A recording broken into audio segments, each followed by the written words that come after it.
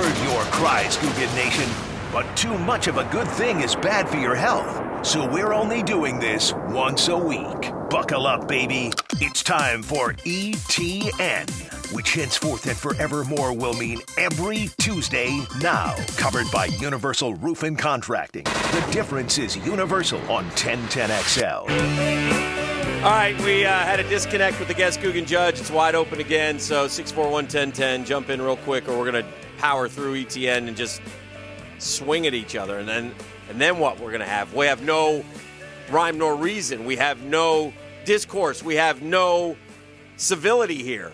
What do we do, Pross, if this happens? It'll be chaos. We can't have chaos. It's going to be like that old SNL skit where Will Ferrell loses the teleprompter and eats the cameraman. Also true. 641-1010. Shows his severed head to the audience. And we'll also throw something in. We have our guest Guggen Judge now, so we will begin the... Beef is under the oppression, if not opinion, that people call in to Judge E.T.N. only so they can get the giveaway gift. Yeah, whereas I think they're doing it because they want to be part of the process. fabric of the program. They want to sit in judgment. Yeah, they're all calling. No, they 100% just want the free thing. No, this is... That's your cynicism. They they wanted this back. We brought this back for the Guggens. Well, let's get Hayden. Hayden, are you calling because you want to judge E.T.N. or because you want the freebie? I don't even live in Jacksonville anymore, so I'm calling in to judge. That's what I'm talking about, Hayden. Beef, again, you're wrong. You've been proven wrong. Yes. So catch that red A in for New Year's Smash. There you go. Yeah. Here's the problem. You don't want that guy to do it just for that, and then when one does it, you criticize it. That's fair. Yeah. All right, let's play. I'm kind of an a-hole that way. We're trusting in you. Yeah. That's Round I have to one. agree with that. Hayden, by the way, knows how the game is played. He's a veteran Guggen. He's a called legend. from out of town. Yeah. Hayden, where do you reside now? Yeah. Icy Atlanta, Georgia. Okay. It's a hellhole up there, by the way. It's a terrible place. They have Hawks fever up there, Hayden? Huh? Oh, definitely got Hawks fever. Yeah, everybody's walking around doing the bird. I like it. 3-0. That's right. Hayden, you wouldn't be a Braves fan, would you? Yes, hell yeah. No. Attaboy. Damn it. Braves fair ground. Braves are looking at what the Padres are doing, going, what the hell? What are we doing? Hawks fever is fun. Falcons fever literally kills you, so you don't want to get a Falcons fever. It will. Falcon fever. It'll pull your soul right out of your body. Yeah. Round one, guys. You would be soulless if you were a Falcon fan this year. My goodness. Yeah, thanks. You would go out and it'd be Is there a way to have, negative soul? Yeah. It'd have a be little like bit of a negative vacuum. soul. Planet literally like a black hole. soul. I don't know where that came from. I don't know. What is that, 80-something? I don't know. It sounds good. Thank you. Round one last night. I want you to get that. That's my song if I win today, Planet Soul. More of the same last night on Monday Night Football from the once mighty New England Patriots who just get hammered by the Buffalo Bills. Cam Newton got benched. He hasn't been good. It seems like Jarrett Stidham's not the answer at quarterback. I mean, does it look like the fix for New England is going to be a lot harder than maybe we thought it was going to be coming into the season? Well, listen, this is a unique year from this standpoint. The Patriots got hit with the opt-outs more than anyone else, especially on defense. If they had all those defenders and they stayed engaged, I don't think they would have fallen to 7-9 or 6-10. They would have at least hung around as an 8-8 or 9-7 football team. I think we're learning that Cam Newton is so far below replacement value, and we did not know that. I mean, there was a reason Cam lasted till the very end, but they had no other options. They did overdraft Stidham, and that's on them. And I would expect that they would kind of look at that group. They would include Marcus Mariota or Carson Wentz or Jameis Winston to bridge. Now, maybe they're the team that pulls the trigger on Mac Jones or Kyle Trask. I think that will also be considered by New England in round one. Well, two things that stand out to me about the Patriots. Number one, this unbelievable statistic that they'd never been swept by an AFC East team in 20 years until last night. That is, Belly's 35-5 going into that game against Buffalo, against the Bills all time. I mean, incredible numbers, and the official changing of the guard is there. But to answer your question, do you think it'll be tougher? The answer is yes, because you don't have a quarterback. And so they can go get a veteran quarterback, but when they do that, they're getting a quarterback who somebody else is giving up on. If I were them, I would draft a quarterback and I would go try to get Matthew Stafford or somebody along those lines. Or, I would go for a bigger enchilada than some of the guys that Jeff suggested. So we'll see what happens. Belly, to get to 6 wins this year has been impressive because that team is terrible. Winner down. That's what I'm talking about. Round 2. I think you have to draft your guy. That's why. You're not going to find your next champion in free agency. Speaking of quarterbacks. No, but if you give him a fighting chance, Belly can cobble together a competitive team. We'll see. We're giving him a total pass this year. Maybe next year, the Brady v. Belichick historical argument gets a little more interesting. Maybe. Speaking of quarterbacks, yes, another guy who is thought to be a potential franchise savior is suddenly available. You called him Dwayne Haskins last week, Dan. Haskins released by D.C. going into Week 17. He'll be a free agent. What kind of chances do you give him for some kind of career resurrection? Nothing anytime soon because he's no good. That's the bigger issue. But Dwayne Haskins has another potential problem. Prosser just ripped off about 5 guys who might be available. I added a couple others. I didn't even mention Matt Ryan. Who knows what the Falcons are going to do going forward. So this is going to be a crazy, crazy quarterback carousel offseason.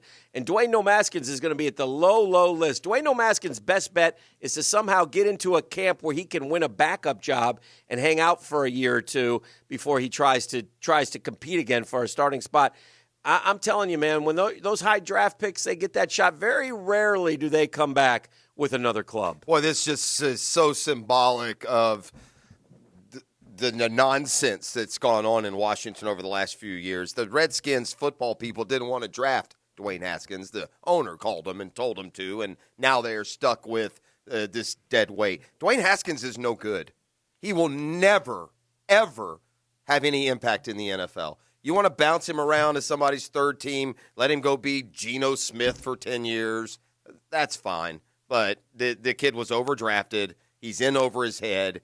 He'll never be a winning quarterback in the NFL, and maybe just the parameters of this first contract that Washington pays will allow him to at least bounce around to a couple different teams. Yeah, bad quarterbacks bounce around a lot in the NFL. Winner, Jeff. Round 3. It's kind of like Josh Rosen is who he reminds me of. It's like the same Josh Rosen, just no good. You missed him. Yeah, he's not good. Trent Dilfer, damn you for bringing that nonsense to this program. Not cool. Not cool, man. You misled us, Trent. Not cool. You dropped us right in our lap. I guess it was Daniel Jones we were comparing to. I sure thought it was a bigger boy. A lot of Jag fans would have loved to have Haskins. I was on that train. I was on that train. Well, Dilfer kind of nudged me that way. I didn't go into the process thinking that, but thank God we would look where we'd be. Oh, my God. Fools. Oh, might be in the same boat. Probably the same boat. I don't know. Drafted Trevor. Round 3. Yes, sir. Tomorrow, in Big D, it'll be the Gators and Sooners. Cotton Bowl action. The line has swung 6 points as more and more Gators, either due to committing to the pros or having other issues, have opted out of this game. So the line is now 3 points to Oklahoma, but are you fearing that it'll be much worse than that? I am, yeah. I mean, this is a tough spot for Florida. We haven't gotten any news on who the defensive holdouts may be, but where Marco Wilson may not play. So good news for all the shoes out there. If you're wearing shoes on Oklahoma, you're safe. Marco Wilson may not play. Sean Davis has been injured, so he's most likely not going to play. But, I mean, you thought maybe you could get a peek ahead towards next year, and one of the big names next year will be Jacob Copeland. He hasn't opted out, but he's got the COVID, so he can't play.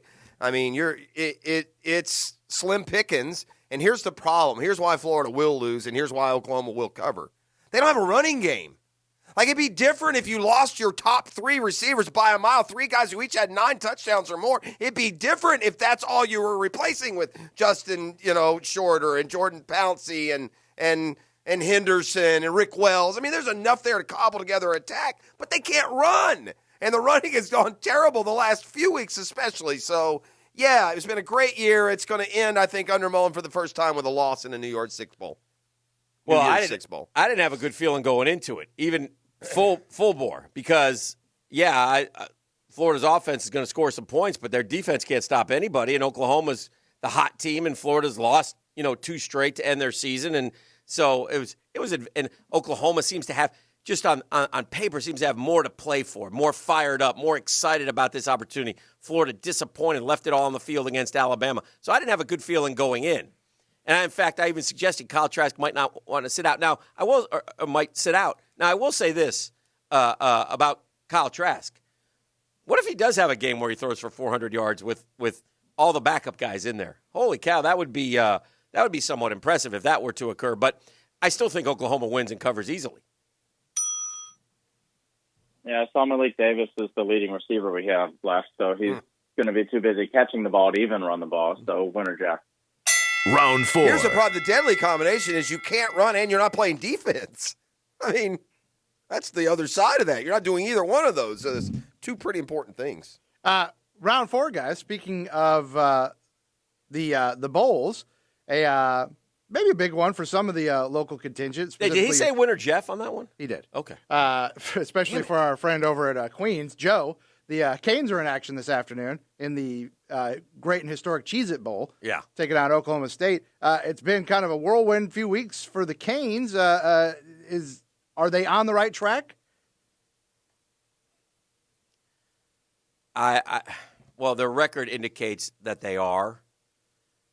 I unearthed a statistic that I wanted to throw at Joe U today. Your friend. Yes. Friend, you love him. My friend Joe U, because what does Joe U always talk about with Miami? How strong the brand is. Is that correct? He tells That's us why they always put us on ESPN, bro. Yeah. Kids flock to the brand, Dan. Yeah. So they're on the right track because of the brand. Well, I got a list here. 1, 2, 3, 4, 5, 6, 7, 8, 9, 10, 11, 12, 13, 14. The top 14 rated college football bowl games. Okay. Or college games from this year. The top television 14. ratings. I'll give you a couple examples. Miami Duke. There's Clemson, Notre Dame. No. There's Alabama, Florida. Hell, there's Ohio State, Northwestern, and we know the kind of brand that Northwestern has.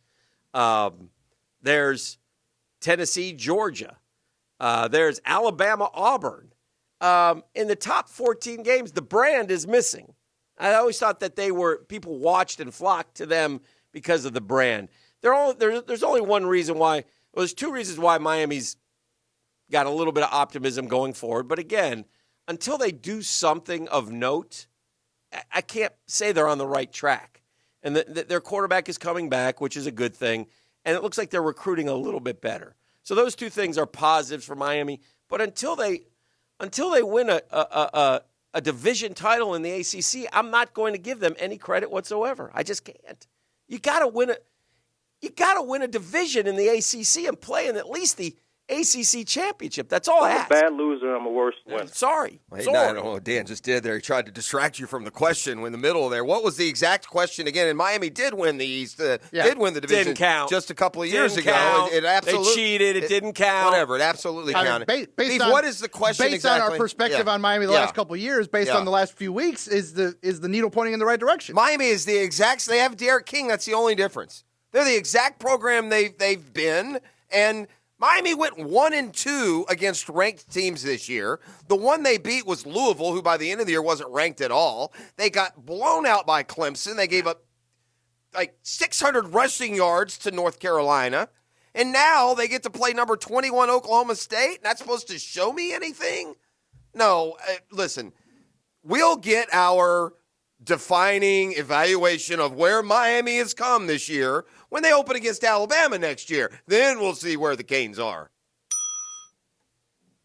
Winner, Dan. You got to beat Clemson in that division. Thank you. Welcome to round 5. That's right. And prepare to die. Yeah! And lastly, round 5. I mean, there's rumors seem to be swirling a lot in the last week or so, connecting Urban Meyer to NFL head coaching vacancies here or otherwise. Mm-hmm. Where are you on the prospects of Herbs and the ticker and his affinity for pizza as an NFL coach? I've thought about this a lot since we talked yesterday. Mm-hmm. I can't have Urban Meyer running my professional football team. This guy, everywhere he goes, he goes hard until he's done, and then he's either got a health issue or a family issue. That'll work in college where your system is ingrained and the respect that comes with it, and you just move to the next power program and you go do your thing. I don't trust the commitment of Urban Meyer to run an NFL franchise. And then, quite frankly, I think his agent's throwing some stuff out there. I don't think Urban wants to coach in the NFL. Urban Meyer is a terrific college football coach, one of the better of all time. You suggested earlier he might be top 4. Mm-hmm. And I just don't – and he's got that college game down. There is no denying it. But guess what? In the NFL, the frustrations come a lot quicker. All right, you can't just go out and recruit every 5-star in the world and have a roster. And look at Florida's roster in 06 and 08. You want to know why they win? You're not going to have a roster 50 times better than everyone else's. So I like Urban as a college coach, one of the better of all time.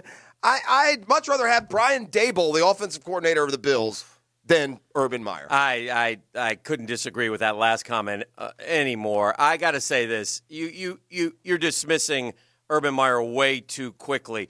If you're not at least intrigued by Urban Meyer, then you're doing yourself a disservice. You need to find out where his commitment level is, sure, but listen, he's not having his agent float this out. There's real interest because Urban Meyer would have been introduced as the next coach of Texas if he wanted to get back into college coaching. So to me, it's NFL or bust. And they were talking about Urban Meyer in the NFL way back when he was at Florida.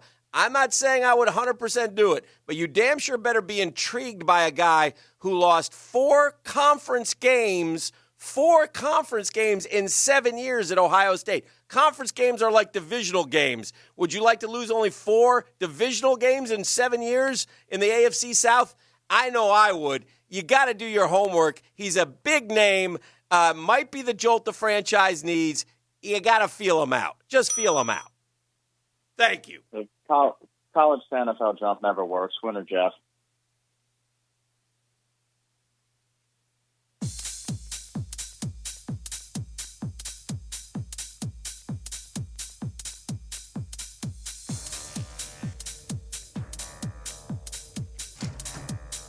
He's an angry elf. Hayden, thank you for your efforts today. Hang on the line. Get your info. Hayden is going to take home a pair of tickets to AEW's New Year's Smash coming up Wednesday night at Daly's Place. Tickets starting as low as $20. Available at AEWTix, I should say, TIX.com. We'll be back. Come into my blind soul. Come into my blind